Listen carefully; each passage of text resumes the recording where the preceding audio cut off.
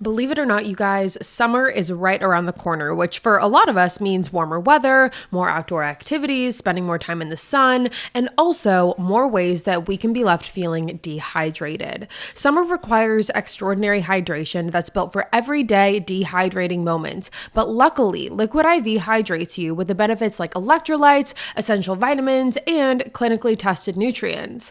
Liquid IV has 3 times the electrolytes in the leading sports drink, plus 8 vitamins and nutrients in a single stick, so it really is no question why Liquid IV is the #1 powdered hydration brand in America. Liquid IV makes it simple. You just tear open the stick, pour it into your water, and enjoy your packet of Liquid IV. Liquid IV is my go-to when I want a little pick-me-up and when I feel like my body needs a little bit extra hydration. Drinking regular water day in and day out can get boring, and Liquid IV makes hydrating a more fun and enjoyable experience. Whether you're on the go traveling this summer or laying by the beach, finishing a workout, or just need an extra boost after a fun night, Liquid IV has got you covered.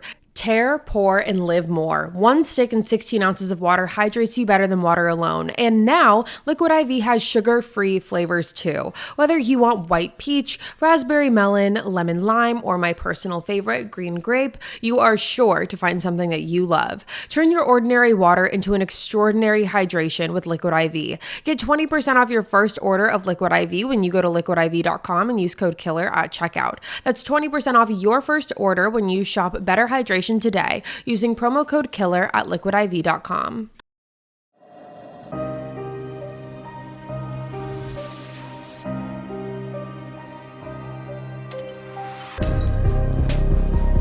Hello everyone, what is up? Welcome back to another episode of Killer Instinct, you guys. Thank you so much for joining me here today. If you're new here, hi, my name is Savannah and I'm your host of Killer Instinct. Before we get started, make sure you go ahead and hit that subscribe button. That way you never miss an episode. We post weekly here on the podcast every single Wednesday and you are not going to want to miss it. Now, you guys, as you can tell by the title of today's episode, today we are talking about the Broken Arrow murders. As I mentioned to you last week, for the month of May, we are dedicating the true crime category to family annihilators, and there truly was no way that we could get through this month without talking about this case. I will say, however, even though I did have the mindset of this was an important case to talk about during the month of May, there was a part of me that was hesitant to talk about this case, and that was because I did not want to feed into the motive that our killers today had. I did not want to give them what they wanted, the reason that they did this, the reason that they did what they did, which was for notoriety, for fame, for people to talk about what they did. I did not want to talk about this episode today for that reason. But after doing more thinking, I realized that the real importance here is to talk about our victims. It's to focus on them. It's to talk about what happened to the Bever family. And it isn't about feeding into the motive of our killers, but it's really about highlighting our victims instead. So that for me was really important just to put out there when talking about this case today, because I did not want to and do not want to feed into the narrative and the motive that they had. And you will see why as we continue talking about this case. But today we are talking about the Bever family, also known as the Broken Arrow murders. So let's break down the Bever family. You had the father, David Dennis Bever. You also had the mother, April Bever, and their 7 children.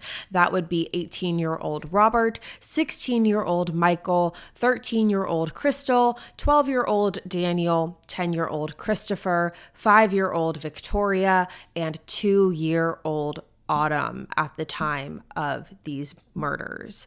Now, the Bever family was living in Broken Arrow, Oklahoma, and Broken Arrow is known to be a very quaint, family-oriented community. It's a very religious community. It's also a very safe community. Police said that before the Broken Arrow killings, the homicide rate was almost non-existent in this town. Now, the Bever family lived in a very beautiful, large home in Broken Arrow. David worked as a computer analyst and a programmer, mainly working outside of the home home, but he did have a home office, so he would sometimes spend time working there instead. Now, April was a stay-at-home mom who also did some odd jobs, but mainly they were remote, so that way she could spend as much time with her children as possible. Now, along with some of the odd jobs that she had, as well as the job of being a stay-at-home mother, April was also the teacher to her children. All of the Bever children were homeschooled. This was something that was really important for April and David, and April was the one who taught them everything that they needed to know. Now, something else that April spent her time doing is she really found a sense of community online, specifically in Reddit. She would go on Reddit and talk about stories about her family. She would also give advice to other parents who were reaching out looking for guidance, and this was a way for her to really connect with the outside world. In January 2015, she wrote, quote, "I have 7 children and we have always lived on one income and never had any government assistance or needed it. My kids do not go without. These are childless people who do not have this. Life is about making good job or good income choices and then making the best money choices based on your income. I will never give up having any of my children so I could have more money. They are amazing people and the world will benefit by having them in it. And nothing I could buy or invest in could compare to giving a person a chance to have a life." End quote. Now, all in all, people who knew the Bever family remembered them as being very quiet. They kept to themselves. Some described them as even being a tad standoffish, but Broken Arrow was a community where everyone in it was very friendly. So if you did not fit that mold, you would stand out quite a bit. And that was the Bever family. They weren't mean by any stretch of the imagination. They never bothered anyone. Their neighbors actually said that they were the perfect neighbors because of this. However, they did just keep to themselves more. The Bevers were very religious. They were active in their church. They were said to be very tight-knit. They were very close, and they did everything together. Now, out of all of the children, all of the Bever siblings, the 2 children that were said to be the closest were 18-year-old Robert and 16-year-old Michael. So these would be the 2 eldest Bever children.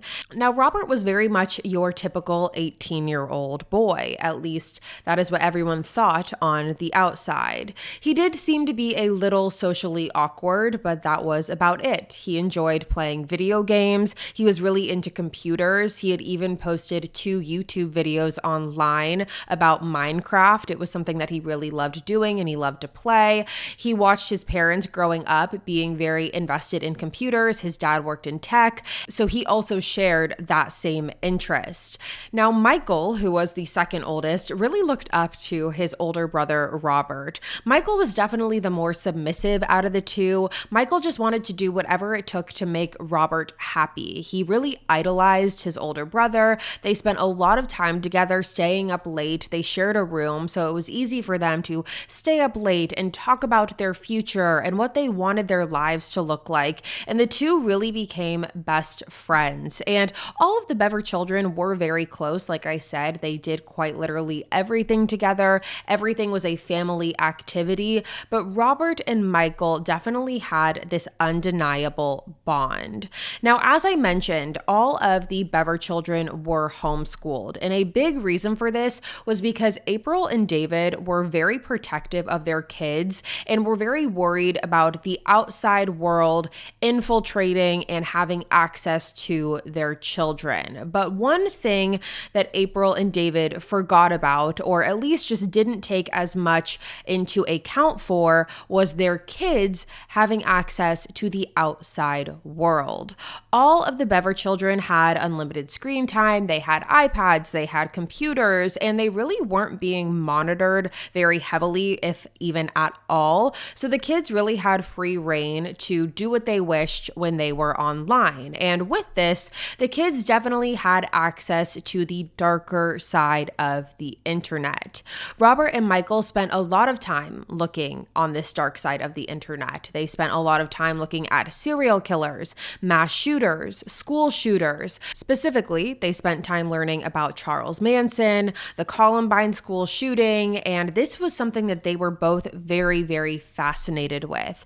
Robert also watched a movie called The Rampage, and the plot of the movie is that there is a man who goes on a killing spree, stabbing and shooting people, and in the movie, the man talks about cleaning the world by getting rid of some of the population, and Robert became hyperfixated on this movie, and that hyperfixation grew into an obsession, and Robert felt that he wanted to do the same thing. And that is where the idea of going on a killing spree really started. Robert and Michael decided that they were going to embark on a killing spree with the hopes of murdering as many people as possible. Robert and Michael talked at length how they wanted to be famous or infamous for their kills, and that was the goal. That was their motive. They wanted people to talk about them. They wanted to be known in the same category as some of the worst killers in the world. Now, in the summer of 2014 is where the plan for the murder spree really began. Robert was working for a company at the time called Micatech, and Micatech is a religious call center. People would call in and Robert would answer the phone and he would listen to whatever was going on in their lives, and he would either pray for them or with them while they were on the phone. And while he was doing this, while he had this job, he was taking the money that he was earning from this job and going and buying different equipment to help aid them in this murder spree. They were buying body shields, helmets, multiple knives, ammunition, different guns. And this is when Robert started writing in his journal about his plan with Michael and everything that they were going to need in order to fulfill their kill spree. Robert talked about the different weapons that they were going to need, which were the guns and the knives. He also went into detail about exactly what he planned on doing. In his notes, Robert claimed that the plan was to murder over 500 people. And as I previously mentioned, the motive here was the notoriety. Robert wanted to be famous, and he figured that this was the way that he wanted to do it. Now, in the beginning stages of planning this kill spree, Robert really was the one who was the driving force here. This was something that he was planning on his own. It was the money that he was making from his job to go and buy all of the different equipment that he was needing. He really was the driving force and the leader in this plan. However, Robert did let Michael know about what he was planning on doing. He confided in Michael about what his plan was and asked Michael if Michael would want to join. And Michael very quickly said yes. And this made Robert very excited. He was very excited to have a partner. He was very excited that Michael, who was his best friend, and his brother, they were going to be able to carry this out together. Robert really was thrilled when he saw how excited Michael also was about this. Now, as I mentioned, over time leading up to the kills, the boys did start collecting different equipment like knives and helmets and body armor and all of the things that they were going to need. And their 13-year-old sister, Crystal, started to notice their behavior, started to notice this dark path that they were going on. And she was really getting uncomfortable with the fact that her brothers were beginning this collection. And she did raise concern to her parents. She went to April and she went to David and she expressed her concern. But David and April did not share the same concern that Crystal did. David did think that the boys spending their money on all of these things, all of this equipment was useless and that these weren't necessary items. So he was frustrated with that fact. However, when it came to the actual fact of the matter of this is what they were doing, this is what Robert and Michael were doing, this is what they were collecting, it was making Crystal uncomfortable. The behavior was starting to get a little bit unsettling. April and David really chalked their behavior up to a boys will be boys mindset. That's basically what they told Crystal, told her not to worry. Robert and Michael are just teenage boys. This is what they do. It's no big deal. And this really was the last conversation that they had about it. April and David didn't seem worried, told Crystal not to be worried, really brushed it off to the boys will be boys mindset. However, unfortunately, they were very, very wrong. So this leads us up to 11:30 p.m. on July 22nd, 2015, when the Broken Arrow dispatch received a 911 call from 12-year-old Daniel Bever, who said that his brothers were attacking their family. On the call, you can hear screaming in the background. There's a lot of chaos happening in the back before ultimately the call went dead. Now, police immediately responded to the call and arrived to the home that was on 709 Magnolia Court. And before even entering the home, police could tell that this was about to be a very bloody scene. There was blood on the sidewalk. There was blood on the walkway leading up to the front door.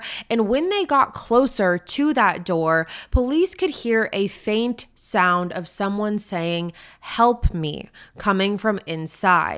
Now, at first, police didn't know how they were going to execute getting into the home, if they were going to be strategic about it, if they were going to wait for backup. But once they heard the words "help me," police knew that they could not wait any longer, and they kicked down the front door. Upon doing so is when they saw 13-year-old Crystal lying on the floor, clearly injured.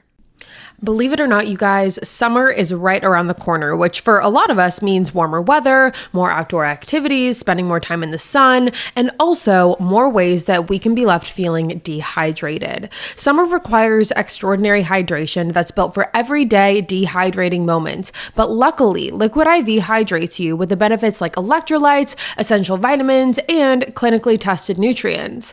Liquid IV has 3 times the electrolytes in the leading sports drink, plus 8 vitamins and nutrients in a single stick, so it really is no question why Liquid IV is the #1 powdered hydration brand in America. Liquid IV makes it simple. You just tear open the stick, pour it into your water, and enjoy your packet of Liquid IV. Liquid IV is my go-to when I want a little pick-me-up and when I feel like my body needs a little bit extra hydration. Drinking regular water day in and day out can get boring, and Liquid IV makes hydrating a more fun and enjoyable experience. Whether you're on the go traveling this summer or laying by the beach, finishing a workout, or just need an extra boost after a fun night, Liquid IV has got you covered.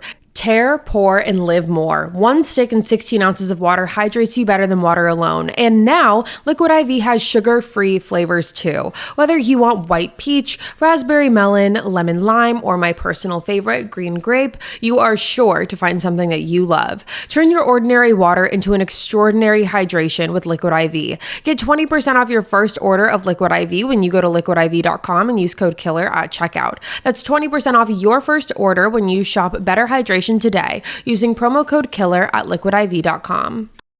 When police got closer to Crystal, she told them that her brothers, Robert and Michael Bever, had attacked her and her family. Now, when police were listening to Crystal, they could tell that she had blood in her lungs. She was covering her throat. Police immediately picked her up and ran her out to the paramedics where an ambulance was, left her there, and then turned back around and continued going back inside of the home. Now, police continued throughout the house, going room by room. The first room they went into, they saw April and Daniel lying on the floor, dead from their injuries.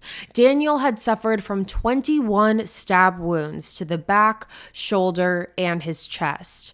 April was also killed by blunt force trauma and had more than 48 wounds to her head, torso, neck, and arms. Police continued searching through the home, and that is when they came across David. David was laying on the ground, also dead from his injuries. He suffered from 28 stab wounds to the chest, face, neck, and his left arm. Now, police continued walking and they came across the hallway bathroom. Now, the door to this bathroom was actually closed and locked, so police began knocking on it before ultimately they kicked down the door, and when they did, police described this as the worst thing that they had ever seen in their career. Behind the door was 10-year-old Christopher and 5-year-old Victoria. Both had been stabbed to death. Christopher was stabbed 21 times and Victoria was stabbed 23 times. To see such violence that was inflicted on innocent children was beyond heartbreaking, but police knew that they had to keep going to see if there were any more victims or to find their suspects. Police continued canvassing the home and ultimately they came across 2-year-old Autumn's room, and to everyone's surprise, Autumn had been spared from the brutal scene. She was alive in her crib, she had been untouched, and police immediately picked her up and ran her outside as well. Now at this point, police searched the remainder of the house and discovered no other bodies. They made their way back downstairs into the home and saw that the back door had been left open, so it led police to believe that their suspects had escaped out through the back door. Now, police did decide to bring in search dogs to help during this, and when they had the search dogs, they gave the search dogs the scent, and the dogs immediately started running into the wooded area that was behind the home. Now, when police followed the dogs, they could see that there were pieces of body armor left out, seemed all scattered. It almost seemed like a trail leading to where their suspects were, because within about 10 minutes of police releasing the dogs had located both Robert and Michael in this wooded area behind the home. Now, Robert was wearing a black t-shirt with the body armor still on, and Robert was very much complying with police at the time. He was listening to their commands. However, Michael, the younger brother, did not do the same. He was not complying. He was not listening to police. And so ultimately, police released the dogs, and the dogs ran towards Michael and bit him on his shoulder. It was after being attacked by the dogs that Michael began finally complying with police. The police ultimately went over to the boys, grabbed them both, put them in handcuffs, and walked them around the home to the police cars. Now, while the officer who was guiding Robert was walking with him back to the cop car, Robert turned to the police and told him that the murders were not like the movies, and they thought that it would be a lot easier to kill than it actually was. Now, before getting into the cop car, Robert looked at Michael and said, quote, "It's been a pleasure. I'm proud of what I've done," end quote. Now, once the police brought the boys to the station, they separated them into different rooms for their interviews. Now, when talking to Michael told police that Robert was the mastermind behind these murders. He claimed that Robert had been talking about the murders for a while. However, it wasn't until the past 2 months when they really started putting their plan into play. It was when Robert found out that he could legally purchase firearms in Oklahoma without a permit that things really started to accelerate in this plan. Michael also talked about what the original plan was supposed to be. The original plan that him and Robert had talked about, that they had come up with, and that plan was that they were going to murder every single person in their family that lived in that house, and then the following day, they were going to go on a mass killing spree, killing pretty much everyone that they could. Michael said that Robert had ordered ammunition online, and the ammunition was set to be delivered on July 23rd. And again, these murders happened on July 22nd. So Robert and Michael had decided that they were going to kill their family on the 22nd. And then the following day, when the ammunition arrived, they were going to go out and continue the rest of their murder spree.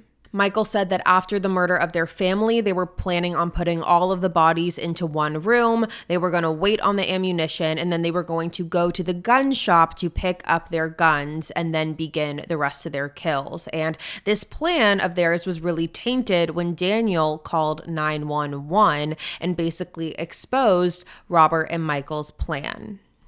Michael continued on in his interview by saying that he did not anticipate how difficult it was going to be to actually commit a murder. He said that he and Robert both thought that they would just have to stab everyone one time and they would die. And during this interview, Michael also confirmed that the motivation for all of this was to become famous and quote unquote set a record.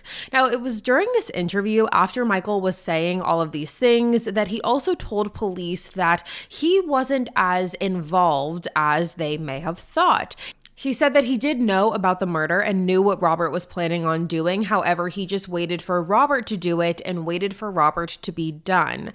Now, police did not believe this for a singular second. They knew that this was not the case. So now it was time for police to sit down with Robert and get his side of the story. Now, Robert's police interview has never been released to the public. However, what we know is that in the interview, Robert was very quick to brag to police about the murders. He was talking about what his plan was and how he wanted to be known in the same category as some of the most prolific serial killers. He also expressed that he had had thoughts of murdering his family starting when he was 13 years old. And again, when he actually committed these kills, he was 18 years old. Now, Robert expressed that he did not think murdering people was a bad thing. He didn't see killing as a bad thing. He thought that getting rid of people in society who were not contributing in any way was actually a positive thing. Now, he did confirm what police already knew, which was that Michael was involved in this and contributed just as much as Robert did.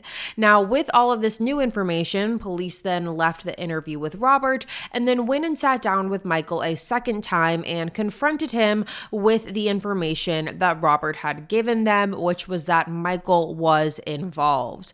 Now, when Michael heard all of this new information and what Robert was saying, his story did change a little bit. He now said that he did remember stabbing his mom, April. He claimed that he stabbed her only once. However, again, police did not believe this. And all police really needed to hear from Michael at this point was that he did stab someone. If they could hear and place him physically hurting someone who ended up dying, that was going to get police the first-degree murder charge on Michael that they needed. So with Michael telling police that he did stab his mom, April, and now April is dead, that gives him that first-degree murder charge. Now, at this point in the interview, Michael then went on to tell police about the series of events and the sequence of events that led up to the kills. Now, the day of July 22nd, 2015 started out as a very normal day for the Bever family. However, Robert and Michael knew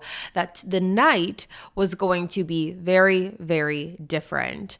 Now, Michael said that the main reason they chose July 22nd as being the day that they were going to commit these murders was because the ammunition was coming in on July 23rd. And Robert and Michael were worried that if their parents saw that they were ordering all of this ammunition to the house, his parents were going to get suspicious and they were going to start asking questions. So when they saw that the ammunition was being delivered on the 23rd, that was enough for them to decide that July 22nd was going to be the night. That way, his parents wouldn't be able to see everything that was being delivered the following day. Now, in the hours leading up to the kills, Robert had written in his journal and said, quote, "My only fear is that I can't hold the knife steady enough," end quote. And then right before Michael and Robert made their first move, Michael disabled the home alarm system. Now, April and Crystal later that night were sitting on the couch watching TV as they typically did, and Michael went into the living room and asked Crystal to come and look at something that was in their room on the computer. Crystal agreed and walked into Michael and Robert's bedroom, where she sat down in front of the computer, and when she did so, Robert came up from behind her and slit her throat. Now, unlike what Robert and Michael initially thought, Crystal lived and began fighting back, screaming and yelling, and it was when the screaming and yelling took place that April heard this from the other room, and she came running into the bedroom and immediately saw what was happening. Now, when April ran into the room, the attention shifted from Crystal to April, and Robert and Michael immediately turned their attention to their mom and began attacking her. It was during this time that Crystal ran out of the bedroom and ran towards the front door, and she was actually able to get into the front walkway. She was able to run outside. However, she fell to the ground, but sadly, Robert then chased her and dragged her back inside of the house and left her to die in the front entryway, where police eventually discovered her and saved her. And I don't think I necessarily made that clear earlier. Crystal did survive the attacks, and she was able to give all of the information about everything that happened to the authorities. So she survived, and then 2-year-old Autumn survived as well. Now, when it came to the other children that were in the home, that was Daniel, Christopher, and Victoria, they all began hiding in bathrooms and they began locking the doors. And in order to get to them, Robert and Michael tricked their younger siblings. Michael would run up to the doors that his younger siblings were locking themselves in, and he would knock on the door and pretend that he needed to get safety from Robert. He would say things like, "Help me," or "Let me in, he's going to kill me." And when the younger siblings trusted their older brother and opened the door, they were met with both Michael and Robert, who ran into the room and began stabbing their younger siblings to death. Michael also admitted to police that when Daniel had called 911, the reason that the call had dropped so suddenly was because Michael was able to get a hold of Daniel. He took the phone out of his brother's hand and smashed it to the ground. Now, it actually took David, the father, quite a bit of time to wake up during all of this. The house was very large and David was upstairs sleeping. However, eventually he did wake up and he heard what was going on downstairs, and he ran downstairs immediately. Now, when he ran downstairs, he was met with both Robert and Michael, who began stabbing him to death. It was said that when David was first stabbed, he immediately fell to the ground, where Robert continued to stab him over and over and over again. Now, shortly after murdering David, Michael said that him and Robert heard police knock on the door when they arrived to the scene, and they knew that they immediately had to run. So they grabbed a bag and ran out of the house from the back door and into that wooded area, where they were ultimately arrested. Now, both Robert and Michael were charged with 5 counts of first-degree murder and an additional count of assault and battery for the attack on their 13-year-old sister. Now, Michael was charged as an adult, even though he was only 16 years old at the time of his crime, and Robert, being 18 and legally an adult, he was actually eligible for the death penalty in this. But a big factor in all of this, and a big factor that the DA and the prosecution and really everyone was taking into consideration when it came to the trials of Robert and Michael, was Crystal, the 13-year-old sister who survived the attacks. The DA had spoken to Crystal many times and really gave her the opportunity to kind of figure out how she wanted to proceed, and asked her what she wanted in regards to the legal proceedings against her brothers. And Crystal told the prosecution that she wanted the trial to be as quick and minimally invasive as possible. She did not want to have this be a long, drawn-out process or a long, drawn-out trial. And she said that she did just want her brothers to go to jail for the rest of their lives, never have to see them again. And along with that, she did not want Robert to have to get the death penalty. And a big reason for that was because the legal proceedings were going to be different if Robert was going to be going for the death penalty instead of just life in prison without parole. It was going to be a longer process. So because of this, the prosecution really took Crystal and what she wanted out of this and made sure that this process was as minimally invasive and as quick as possible. Now, Robert ended up taking a guilty plea for 5 counts of first-degree murder and was sentenced to 5 life sentences without the possibility of parole. And it was because he pled guilty that he avoided the death penalty. Now, Michael, on the other hand, Michael's situation was different. Michael's attorney, which, by the way, both boys had 2 different attorneys, Michael's attorney tried to pull out all of these stops when it came to Michael. He tried to get Michael's confession thrown out when Michael first spoke to the police. He tried to get Michael to plead insanity. He tried to get Michael to be charged as a juvenile because, again, Michael was being charged as an adult in this. However, none of those things were working, and Michael's case ultimately went to trial because he pled not guilty. Michael's trial began on April 16th, 2018 and lasted until August 9th, 2018. And everyone on the prosecution side was really trying to avoid having to take Michael to trial at all costs. Everyone was trying to do everything they can and everything they could to get Michael to just plead guilty because they did not want this case to go to trial for no other reason than they didn't want to have Crystal testify, because prosecution knew that if this case went to trial, Crystal was a key witness and she needed to take the stand during this. And they were trying to do everything that they could to protect her. However, because Michael pled not guilty, the case ultimately went to trial and she did have to testify. Now, it was also during the trial that Robert took the stand as well, and his behavior was very off-putting during this trial. He was smiling and chuckling and giggling throughout some of the questions. And during the trial, Robert admitted that the plan was to murder every single person in the home, and that included 2-year-old Autumn. As I said, their 2-year-old sister also survived the attack, and according to Robert, he claimed that their plan was to decapitate their 2-year-old sister. However, they actually ended up forgetting that she was there. Robert said that by the time all the murders were done, they forgot Autumn was still there. So they just forgot to murder her.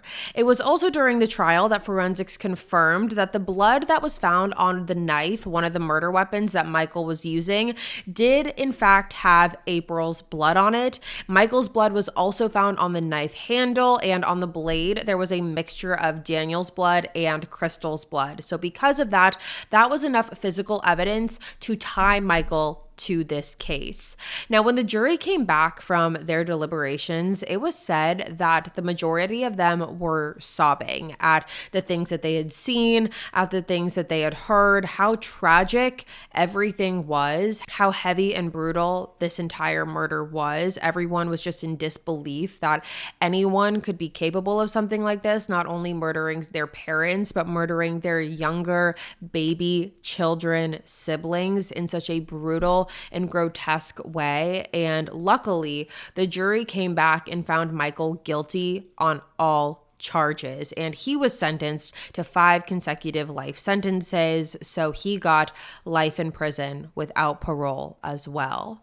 Now, currently, Michael and Robert are being held in separate prisons, both in Lexington, Oklahoma, and about a year after the murder, the Bever home ended up burning down from what was believed to be arson, but the city then bought the land and they opened a park where the home used to be called Reflection Park. This was really important to everyone because no one wanted to drive by that house and remember the travesty that had occurred, remembered how brutal everything was. They wanted to be able to drive by what used to be that home and see a place of beauty and see something beautiful being replaced there. And it was really important for everyone that all of the victims were honored. The entire Bever family, everyone that lost their lives that day, were honored, and that something beautiful could come out of it, even though it will never ever bring back the victims or do any justice in regards to what had happened to them. It was just something beautiful to be put in place of something that was so horrible and devastating. And that, you guys, is the case of the Bever family. It is the case of the Broken Arrow murders. And I'm very curious to hear what you guys have to say about it. Do you believe that Robert should have gotten the death penalty? Do you believe that Michael should have gotten the death penalty? Do you believe that Michael was as equally as involved as Robert? Do you believe that Robert was telling the truth when he said that Michael was involved? I'm very curious to hear everything you have to say about this case. And with that being said, you guys, that is all for me today. Thank you guys so much for tuning in to another episode of Killer Instinct. Again, if you're new here, hi, my name is Savannah and I'm your host of Killer Instinct. Make sure you go ahead and hit that subscribe button. That way you never miss an episode. We post weekly here on the podcast every single Wednesday.